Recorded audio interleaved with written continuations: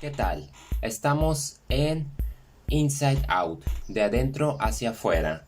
Otro fin de semana más. Tenemos un catálogo bastante interesante. Esto debido a que tuvimos varias series de la cual vamos a comentar. Y tuvimos una película, inclusive ayer fue el estreno de Spike Lee, Cinco Sangres. Este director es un poco complejo en la forma que lleva a cabo su dirección. Ya saben que sus películas tienden a durar casi entre 2 horas y media a 3 horas. Previamente había hecho, creo que El Infiltrado del Ku Klux Klan, que comenté que me había fascinado bastante la forma en que hace sátira y lleva a cabo ciertos temas raciales. Es un director que no es extraño sobre este género y esta adaptación parece caer simplemente en la época correcta. ¿Por qué es el caso?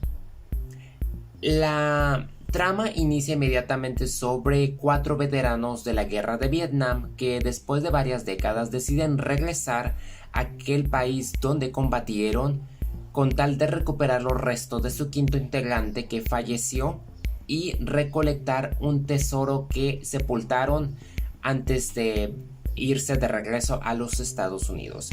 Pero durante esa travesía y ese retorno a Vietnam se manejan muchos temas controversiales que siguen hasta la fecha, como la violencia de los soldados, ese proceso de que algunos se adaptan, hacen la transición, otros no lo hacen. Es muy complicado para quienes vayan a la guerra porque no regresan siendo los mismos. Y hay otros que logran superarlo o por lo menos logran procesar lo que vivieron y rehacen su vida con una familia que le da sentido. Lamentablemente, si la esposa, como uno de los 5 integrantes, muere en el proceso y da un hijo, existe cierto odio y a la vez, debido a un demonio del pasado, hace que simplemente no haya una relación entre padre e hijo. El elenco tenemos a Delroy Lindo, Jonathan Majors, Clark Peters, Isaiah Whitlock y Chadwick Boseman. Debo de confesar que Boseman aparece en una posición de reparto como que me hizo falta haberlo visto más. En sí es todos los personajes te dan la descripción de cómo era. Yo creo que lo elevan, pero aún así a mí me hubiese gustado tener más presencia de este actor, a quien muchos ya reconocerán por Pantera Negra. Entre los 5 integrantes manejan, como lo vengo mencionando, hacen referencias a Martin Luther King y a otras personas que ayudaron, que hablaron durante todos estos 40-50 años sobre la libertad, sobre los derechos, sobre la desigualdad. Inclusive hay una secuencia de una locutora que les está diciendo a los pobres de color que prácticamente conformaban el 35% en la batalla de Vietnam. La forma en que, pues no es mentira, ambos sabemos que hoy en día todavía siguen enviando a la gente de color y las personas latinoamericanas o de otras partes los llevan al frente de las batallas. Es lo que se ha estado afirmando. La película también maneja ciertos hechos, te pone inclusive los videos, las ilustraciones, se aprende bastante y te pones a pensar en que cómo es posible que después de tantos años todavía sigan habiendo esto. ¿Cómo es posible? O sea, se nota que realmente no aprendemos, no maduramos. En México pues tenemos el machismo y hay muchas otras cosas más. Pero si uno se pone a analizar lo que sucede en este mundo, nos damos cuenta que realmente somos unos desgraciados. No logramos como que avanzar, no logramos como que el mensaje general. Otra forma es que Spike Lee nunca ha sido partidario de Donald Trump y siempre lo ha criticado, y de nueva cuenta no hace la excepción y lo hace con un trancazo que sin duda retumba del dolor. La producción en sí es extensa, 2 horas y media. Las actuaciones debo dárselas los 5. Son memorables. Hay una secuencia en que uno simplemente pierde el control y es muy difícil identificarte con él, pero a la vez lo comprendes el dolor, todo lo que sufre, es simplemente, es un actorazo y no voy a decir quién es, se los voy a dejar de tarea, ya que vean la película se van a dar cuenta inmediatamente desde que entra en escena te das cuenta, y creo que es uno de los partidarios de Trump, por así decirlo, lo cual es muy interesante la forma en que lo añaden. Secuencias de acción hay muy pocas. La película, para que uno no se confunda, es cuando están en la batalla de Vietnam en esos años. La pantalla se vuelve como la de formato cuadrado cuando existían las teles estándar. Cuando es el presente se extiende, pero no es tan complicado, no te pierdes en sí. El detalle es que es pausada, es lenta, te desarrolla los personajes, te los explica, y ninguno de ellos está a salvo porque lamentablemente cabezas rodan en este camino de aventura, donde yo creo que los últimos 20 minutos son sensacionales. También hay una escena de las minas, de cómo se desactiva, las ideologías, los pleitos raciales, de cómo algunos sobrevivientes de Vietnam les tiran a los americanos. Es todo bastante fuerte de ver y yo se las recomiendo, pero sí tuvieran que tener un poco de paciencia y una buena conectividad, porque para 2 horas y media y que no se pueda ver bien debido a que hay problemas también de internet, pues sí les recomiendo que se tomen su tiempo y estén conscientes de que lo vale. Yo pienso que es una gran obra, no como la de Ku Klux Klan, pero sí merece ser vista por su mensaje y manejo y forma de representarte las problemáticas que se han mantenido hasta la fecha. Voy a cambiar el panorama a algo más estudiantil. Yo soy muy especial cuando se trata de series de adolescentes. No veo cualquiera. En este caso, Control Z. Yo sé, yo lo he dicho una y otra vez, a mí no me gustan las producciones mexicanas, lo siento que generalice. Yo creo que mejor debería de especificar como las producciones de Panteleón, ¿verdad? Las típicas de Omar, Adrián, Eugenio, que hacen, ya saben, ese humor a mí simplemente no me gusta, y para mí esas son otras cosas. A mí me gustan las películas españolas por su narrativa, por las actuaciones, porque se alejan bastante de los estereotipos y siempre al final te dan un trancazo de conciencia. En esta ocasión yo creo que Control Z se inspiró bastante y también en Monarca, en el sentido de que no es la típica película de estudiantes. Bueno, sí hay drogas, sexo, bullying, pero no es como que el tema principal, no están así nomás tratados a la ligera. Todos los personajes manejan cierta temática, no en un estereotipo, lo hacen de una forma que digo, vaya, y se entiende. Eso es lo que están atravesando nuestros adolescentes de México. Muy diferente a Élite y 13 razones por qué.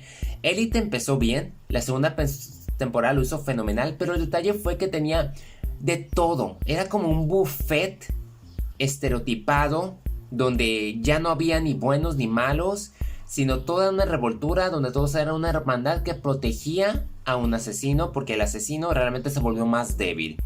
Y fue similar a 13 razones. La primera temporada estuvo fenomenal. La segunda, bueno, te cumplió con cerrarte la historia de Hannah. Y la tercera te destrozó todo al hacerte débil al villano y quererlo redimir. Y no fue el modo después de haber tenido una sensacional primera temporada. O sea, clases a 2 villanos fuertes para derrumbarlos en la tercera. Control Z aprende de esos errores. Te presenta personajes muy realísticos y a la vez me encanta la principal. Su nombre es Ana Valeria, la actriz que interpreta a Sofía Herrera, que es como una tipo Sherlock, donde ella se fija en lo que hacen las demás personas, deduce. Su desafío se da cuando todos tus secretos, un sitio que aparece así de la nada por un hacker, empieza a revelar los secretos muy fuertes. Y vemos pues que hay una mujer que realmente era un hombre que se operó, una que era una ladrona, otro que era padres de corruptos del gobierno, uno que miraba pornografía gay, y etcétera, etcétera, etcétera. Y uno fuerte, donde el padre de una hija no está muerto.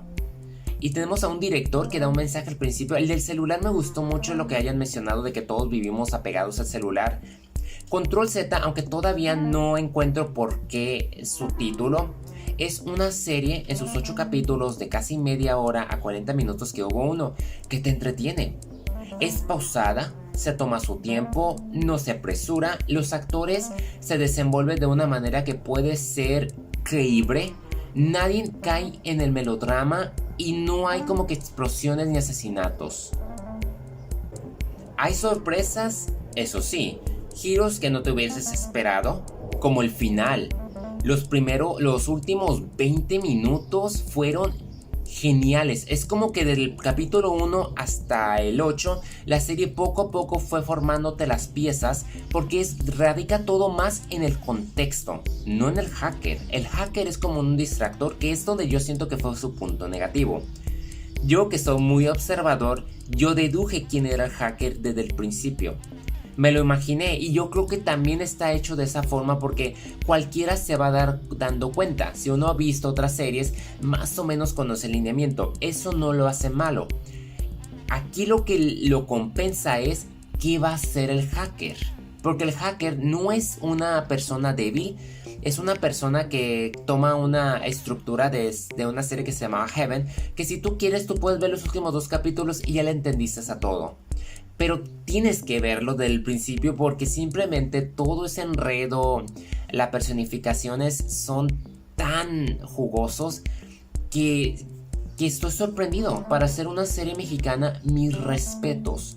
Estoy en espera de la segunda temporada y espero no cometan los errores de Élite y 13 razones. Espero de verdad, tienen bastante para hacer una segunda temporada.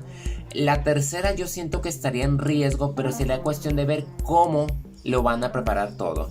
De igual forma espero y no la quieran extender porque ya saben que series de adolescentes eventualmente tarde o temprano tienen que crecer. Entonces, no, obviamente no está y nunca será a la altura de Merlí, pero yo pienso que México ha dado el paso correcto y aquí hay futuro. Continuamos ahora con Narcos. Tuve finalmente la oportunidad de ver la tercera temporada, subtitulada Los Caballeros de Cali. Pedro Pascal es el único que regresa a la acción y sin duda extraña a su compañero. Yo creo que no haber tenido a Pablo Escobar hizo que la serie te mostrara otro como que subgénero, no tanto explosiones o tanto al uno por uno. Lo que pasa es que uno, después de haber visto las primeras 2 temporadas, sales como que cansado de ver pues todo que no podían detenerlo a Escobar, y cambiamos con los Caballeros de Cali, te das cuenta de todo ese infierno tecnológico que manejaban. O sea, siempre estaban a un paso adelante, y el trato que habían hecho con el presidente de Colombia para que se entregaran todo el imperio con tal de salir y mantener todos sus ingresos y negocios legales.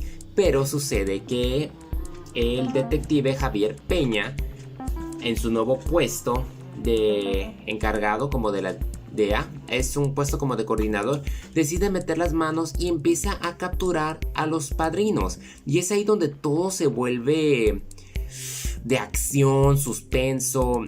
Mejoró bastante, o sea, las referencias. La verdad que si yo creía que Narcos México había sido fenomenal, yo creo que no. En definitiva, esta tercera temporada de las primeras de Narcos han sido algo mejores. Me da risa porque siempre que voy a mi trabajo o se lo comento a otro compañero, se quedan, oh, ¿estás viendo esa? Y lo entiendo, nadie quiere saber de estos pues hombres de horror, y no lo hice por ese aspecto de nomás por el morbo. No, lo hice porque quería realmente conocer la historia, qué era lo que había pasado, darme cuenta de cómo está pues la corrupción metida, cómo son hombres inmunes, cómo la policía, algunos están comprados. Y definitivamente, como lo dice el personaje al final de la tercera temporada, tras haber logrado algo que yo no creí que se podría lograr, tras haber cambiado la historia, porque nos damos cuenta que todo al final depende de personas que estén en contra del sistema y de los propios de la ley.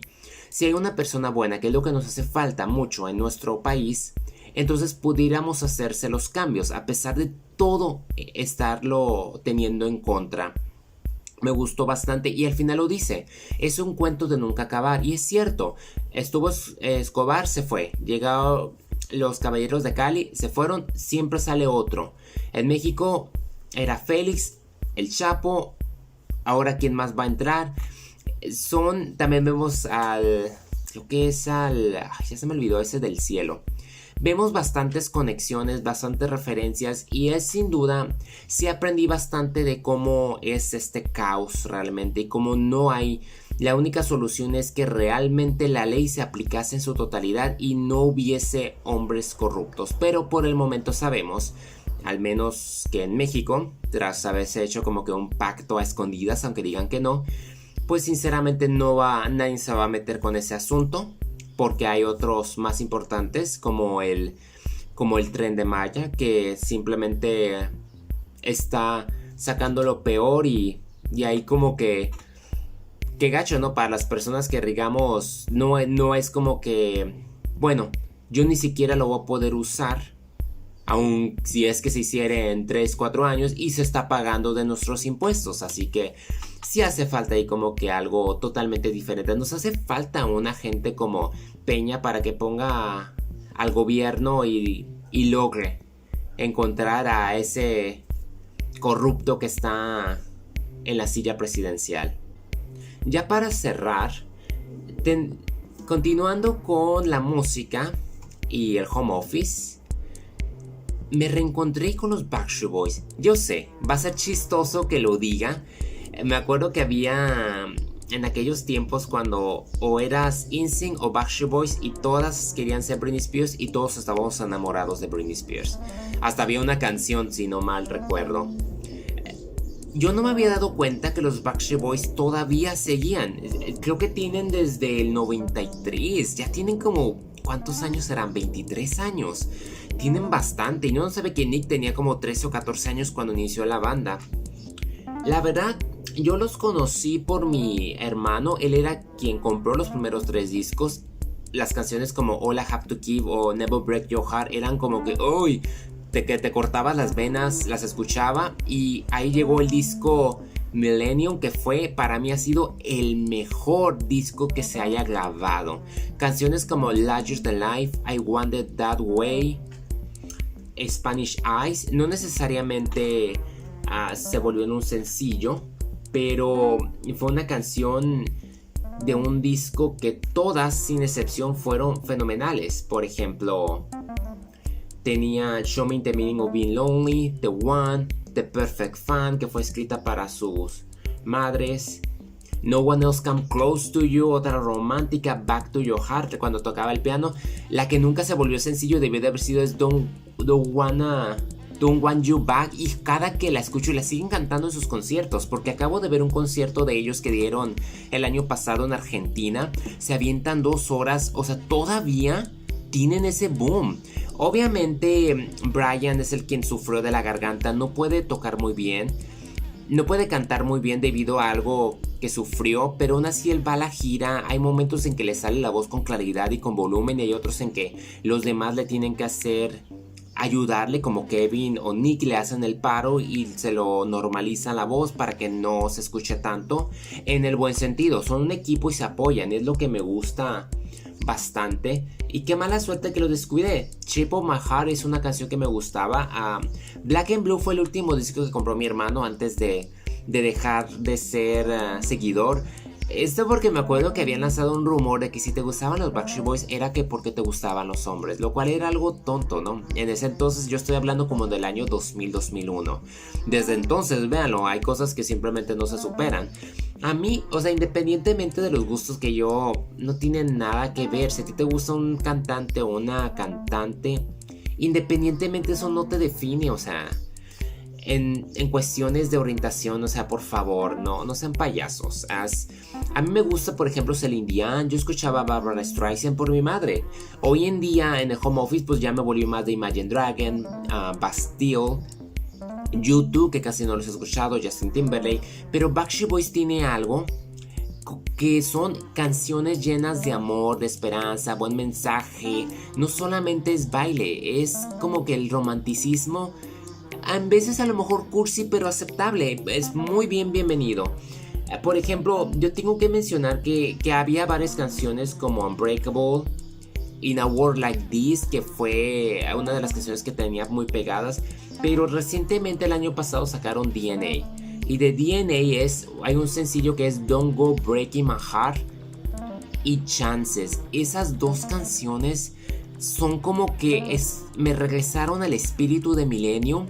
Son canciones que han estado pegando y la verdad es un grupo que pese a 23 años pasar por situaciones muy difíciles, porque vi su documental donde hubo un momento que se pelearon y había como que resentimiento, te das cuenta cómo han cambiado desde la adolescencia hasta ser personas adultas, cómo son humanos, cómo fueron pues igual chantajeados por su manager que les robó dinero, los explotó en esa época.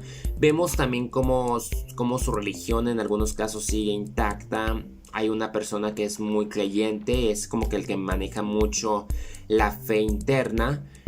Y son muy sanos en lo que cabe, pese a haber habido problemas de alcoholismo. Han logrado salir adelante y de hecho habían grabado una canción clásica cuando hicieron ese programa desde la sala que estaban cantando. Ellos hicieron como una especie de video desde varios cuartos de sus diferentes casas. La verdad es un grupo muy humilde, muy sencillo. Yo dejé de escucharlos, pero recientemente al home office y ser parte de mi soundtrack, no puedo evitar ponerme a escuchar su concierto, que me gusta mucho la forma en que se expresan, la forma en que todavía cantan y pues su letra. Últimamente escucho los primeros 3 discos, los otros uno que otro, pero el DNA, en especial su último, es una obra que la verdad merece ser vista. Para aquellas personas que son fan, pues realmente saben de lo que estoy hablando. Para quienes fueron fan y dejaron de verlo, yo les recomiendo que les echen un vistazo.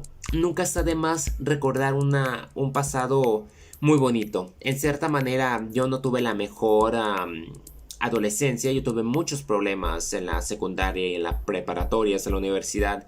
Pero estas personas, junto con Star Wars, su música, sin duda me inspiraba bastante, me ponía de buen humor, lo sigue haciendo. Y he aprendido que realmente, pues, el amor es algo muy bonito, desde diversas facetas, como se entienden. Bueno, eso es todo de mi parte, gracias por haberme acompañado. Nos quedamos pendientes en el siguiente fin de semana a ver de qué películas les voy a hablar, o qué cantante o qué grupo va a ser en esta ocasión el elegido. Y muchas gracias. Les recomiendo que se pongan muy atentos, ya se encuentra para descargar Decadencia. Van a estar viendo promocionales, así que les pido que en esta nueva normalidad, qué terrible nombre, si no tienen nada que hacer y quieren agarrar un buen libro porque tenemos que leer, les recomiendo Decadencia. Esta novela que escribí aproximadamente 10 años, es una década, qué emoción. Se la recomiendo, les va a gustar bastante. Qué mejor que pasarla bien e informados.